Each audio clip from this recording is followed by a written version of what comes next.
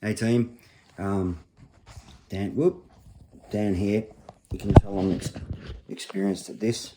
Yeah, I just thought what I'd do is put it out to everybody and just see what everyone, I guess, what your thought processes are and what you would like to know more about that we can share and think about and start trying to implement into what we do when we're on the mats. Apologies if you can hear background noise. Sam's in the other room, not shouting, with his friends playing some BS game.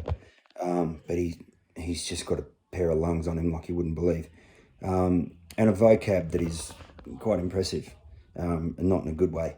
So apologies if you hear any of that. I blame his mother. Anyway, so what I thought I'd try and bring to everybody's attention is something that I've noticed with myself over the years, having coached before from Blue Belt. Actually, I was coaching at St Kilda on Tuesday nights, and then coaching my own club at the Arena, which used to be where there's a Chemist Warehouse there now on the corner of South Road, and upstairs is where we used to be. It was called the Arena. David Stocks, that good friend of mine who runs the Police Academy Club and teaches out of XFC with Bernie Jenkins. They run XFC's gyms basically in the jiu-jitsu component of it. He got me in there many years ago, and I guess that's when for me a lot of my competitive aspirations started to go a little bit awry. I did quite well as a white belt and as a blue belt. I beat a couple of people, won a couple of golds, people that are right up there now. But obviously it's a bit different when you're a blue belt. You know, you're all still kind of improving and getting to where you wanted to be. But as a coach, I started to feel the pressure of expectation, I suppose, and it started to impact my opinions towards training and towards competing, where I tended to compete less because I found it difficult to manage the pressure that I felt from my students. And probably the nail in the coffin, so to speak, was when I was arm locked by he's actually a friend of mine, Jason, who no longer trains anymore. I think he's had a couple of hip, or certainly one hip replacement, and he just pulled the pin and said, "That's it for me." He was a judo black belt and had a long judo career before that, so he probably had lots of other injuries to manage as well. And then he had kids and whatnot. But he broke my left arm because I'd not tapped, and I'd been sort of talking about how you can win a match with a broken arm. It's been done before, and if you can just not make any noise, and and you've just got to survive. And I was actually winning on points. Got arm locked, my arm broke, and I made the error of going when my arm broke, and my instructor at the time stopped the match, and then got stuck into me for squealing. Lovely. Anyway, and after that, I think it kind of I started to develop this fear of failure and this like a hesitance to compete for a variety of reasons, really. But I think as much as anything, I feel like in hindsight, the pressure of expectation from students was really tough. You're this instructor, you can't lose, and God forbid you lose against somebody. And I think that does have an impact on people. That tendency to defend your rank or defend yourself in terms of not tapping or not losing, certainly on the mats. And I think it's probably the number one thing that what's the word, that is a barrier to people's learning. Because when you are concerned about losing or about tapping, you're not focusing on what you should be trying to work on.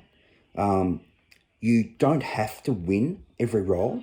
You don't have to revert to things that you can do really well, even though they aren't necessarily part of the drill that you're doing. For instance, if we were doing guard passing drills, don't fall back and go for a footlock because you can't pass the guard. The whole point is to work on passing that person's guard, not to go the old expression, okay, I'll just go for a footlock. I can't pass someone's guard. I'm not able to manage their guard. I'll just try and finish them. And that training is just missing the entire point of what we do. And if we're practicing a technique, if we're looking at a particular sweep or a concept that's associated with sweeping from a particular position, but we should really try and focus on making those things or trying to create situations that allow us to utilize those things that we're looking at. And if we're not necessarily able to do that, that's what generates the questions to be able to try and help yourself get better and better at that. But I mean, if I were to put this in terms of weight training, how many people do you know who love training biceps or chest because they happen to be good at it, or they've got a decent chest or a decent set of arms or whatever it is? I know it's a random example, but if you've ever been involved in bodybuilding or gym circles, Mondays is International Chest and Bicep Day. And everybody that goes in there wants to train chest and biceps. Nobody wants to go in and work on their weak spots because they're not as strong as they are. When the gym's busy, you want to be seen to be doing the best things that you can do. Your strongest lifts, the things that make you look the most impressive. And this, it's so superficial and pathetic, but there it is. And it's, to an extent, it's very similar to what we do in the gym. Oh, I don't want to be seen to be getting passed by person XYZ because I'm a higher rank than them, even though you're working on something in particular, because our ego, I believe it's ego, it's a primeval, prehistoric tendency to want to win, and it's certainly for men anyway. I can't comment on whether or not it's there with women, and I'm sure it is to an extent as well, possibly even more so. But as a guy, you don't want to get beaten by another guy in a one-on-one setting. But it should be everybody's mindset to an extent. Certainly when you compete, you don't go in to have a bit of fun. You go in to try and win. But when you're at training, you should be there with the focus and the intent on learning. And if you are going to be that person who constantly falls back to doing things that they know they do well, your progress will stagnate. Your ability to manage certain situations will stagnate. And you'll find that those people who have been putting pressure on you to pass your guard they will actually start to excel at a faster rate than you are. They will progress, as opposed to excel. They will start to progress at a much greater rate than somebody who is fixated on trying to win every role. Winning every role, I'm sorry about him. I'm sure you can hear him. I can. If your focus is purely on winning every role, your mindset needs some adjustment. And honestly, I can say this from having many layoffs over the years with obviously bilateral hips, and I've had more than just 2 hip surgeries. I think I've had 4 or 5. Initially to take some of the knobbly, nasty osteophytes, which are like kind of jagged bits of bone that develop to try and stop your hip moving to reduce the pain. But when you're trying to be active, they actually create more pain. So I had those cut off, and then I've had keyhole surgery on the other, and obviously the replacements. So I've had lots of occasions where I've had to make a comeback after extended layoffs. But what I did do during those layoffs, which I think it helps no end, is to continue going in. Not every day, but I'm going to training, and I'd sit there and try and analyse what was going on in a role. Like I'd pick a couple of the more technical people and sit and watch what they were doing. And maybe every now and then, if they were just sort of sitting around chatting afterwards, just put a couple of questions to them. But staying home or just not bothering going in, you disengage from the thought process, disengage from the from the game, I suppose. So trying to maintain your connection when you aren't training is a really important factor. But for me, the mindset to coming back was the key. When I came into training, I would always come in post-surgery and just trying to get back into the swing of things, of going in there with absolutely no expectations of how I was going to go, because I knew that I was going to do probably a pretty ordinary job. I knew that everybody was going to beat me, and I had no problem with that, because I knew my story is, well, I'm just here and I'm happy to be here. And I will get to a point where I'm developing again and I'm able to manage these people again. But for now, I'm not going to worry about it. And honestly, I ended up having some of the best training days I've probably ever had. And when I've wrestled with people, I did better against them then than once my hip recovered. And this is when they were on top. And I just said, just try and finish me. And they would go hell for leather trying to finish me. And I'd come out like marked up and grazed and banged up. And every now and then I get cut on the eyes from nasty elbows and things like that, when people were just trying really hard to finish you. And they ended up being unable to actually finish from the top. But then as soon as I started to go back in and I was healthy again, I went backwards, because I started to place this expectation on how I was going to go. And you weren't paying attention to the important things anymore. You were, or I was, focusing on winning. And why aren't I winning? I did better than this the other night. Why isn't it working tonight? Instead of just thinking about what's happening at the time. So what I want everybody to think about is when you are at training, approach every engagement as an opportunity to better yourself and to learn something, rather than just seek the satisfaction of having tapped someone.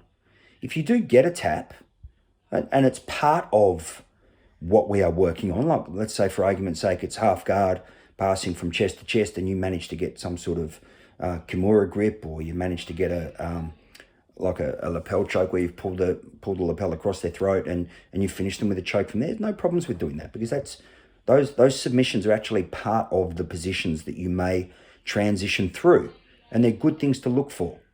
But again, if we are working on guard passing, you might utilize those as an opportunity to distract your opponent to perhaps defending the choke, so that you can affect the pass a little easier.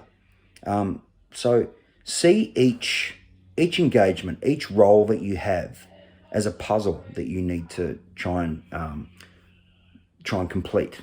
So often when I'm rolling at the gym these days, when I do, and I'm going to be doing a lot more of it when we get back, because I've realised when we don't get to train that much, just how much I miss it.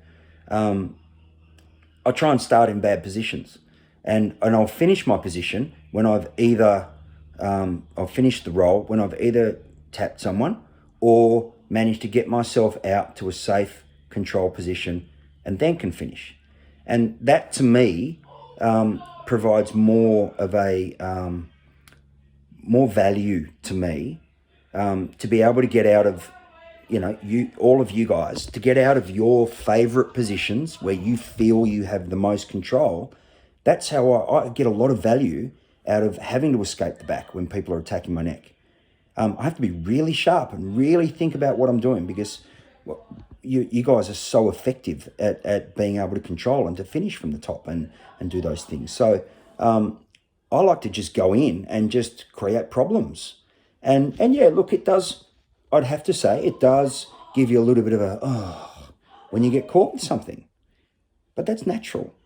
But I don't shy away from it, and I won't shy away from it, and I never will, because I felt that I've developed more as a black belt and as a jiu-jitsu player, the more I've put that aside and just forget about it. Because it doesn't make me any less of a black belt. It doesn't make you any less of a brown or a purple or a blue if you tap to somebody who's below you in terms of rank. It just means that on that day, in that role, they were paying attention to things that you weren't. And that's a learning opportunity, and that's all it is. And it should be seen as that. And the first thing you do when you get out of that position and they've tapped you is just to sit up and go, that was sweet, well done. But in your head, you're going, right, okay, where did that go wrong? And then go again and make no big deal out of it. Take a couple of deep breaths if you need them, just to sort of get your heart rate down, because you will have been probably working quite hard from those positions, and go again and go again and again, and just keep doing it. Now, if they keep catching you with the same thing, that's time to ask a question, isn't it? Otherwise, you'll revert back to doing the things that you know you do well to avoid that happening again. And what haven't we done? We haven't solved the issue. We haven't got to the point. You haven't bettered yourself by understanding your error that is giving them their opportunity. So I guess in conclusion, I've been talking for 15 and a half, it's nearly 16 minutes, is when you come into training, zero expectation. Come in with when you free roll, I want to work on this, and find someone who will work with you. And then they're not going to go easy on you, because there's absolutely no benefit to people going easy on us. But put yourselves in the hole. Put yourself in the pit. We talk about that in education. Put a student in the pit, which is it's figuratively speaking. It's like a thinking pit. Rather than going, oh, well, I'm just frustrated, here's the answer. Put them in the pit and encourage them to climb out by seeking the answer, by thinking deeper thought processes. Because, again, by avoiding these things, we don't get better at them. Okay, so see any time you tap as an opportunity. And I know it's cliched, but it's absolutely right. Every time you tap, it should be an opportunity to learn something, to ask something. And it's not a reflection on anything other than where you were at that moment in time. And you'll find that your training will go through the roof as soon as you can get rid of that. And I would call it, it's quite a fixed or negative mindset. It's all about winning, when it's just not. Okay? Anyway, that's the first one in the books. I hope it made sense, and I hope I didn't bore you all stupid, but we'll do the second topic, which I forget what it was. Might have been passing concepts tomorrow. All right, team. Stay well. Bye.